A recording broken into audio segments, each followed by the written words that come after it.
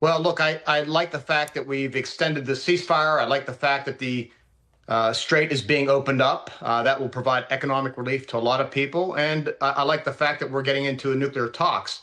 But that said, when I look at the MOU, there are many of the points that I have serious questions about and concerns about. I think in many ways it's a wait and see. My principal concern has been that it appears that too many of the incentives, in my view, have been given up front instead of later in the deal when we've seen much more progress on the nuclear aspects of whatever potential agreement comes from this. When I look at the MOU, I see Iran getting a number of things.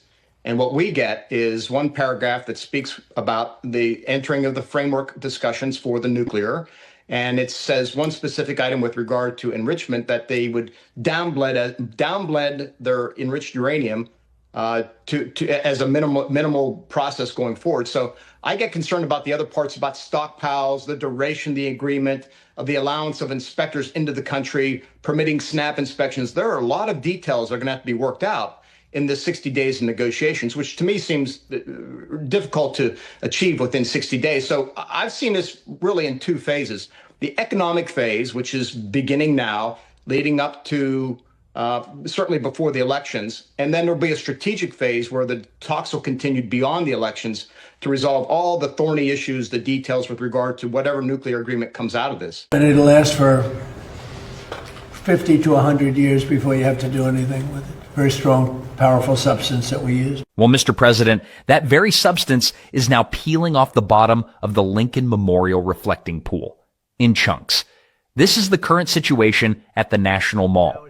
The renovation that cost American taxpayers $14 million, awarded without competitive bidding to a contractor with zero federal experience, has been open for just 12 days. First, the water turned green, one of the biggest algae blooms recorded there in June in at least 5 years. So crews started dumping hydrogen peroxide into the pool to kill it. The problem: hydrogen peroxide is also a paint remover. The American flag blue coating Trump personally requested is now lifting off the basin floor in sheets. Visitors on Thursday were spotted taking pieces of it home as souvenirs. Experts say the algae will keep coming back, and the coating will likely need to be stripped and reapplied from scratch. The president said it would last 50 to 100 years. It's been 12 days. This is from just a little while ago. Nice clean water. So we're here to talk about clean, beautiful coal. That's clean, beautiful water. This was not a paint job. This was highly sophisticated material, industrial strength that could last for 100 years, applied by very talented people. The material is thick, strong, flexible, and has a natural, beautiful color, the dark blue of the American flag. That was a post by Taco Tuesday from June 5th. And yes, it's time for everybody's least favorite show.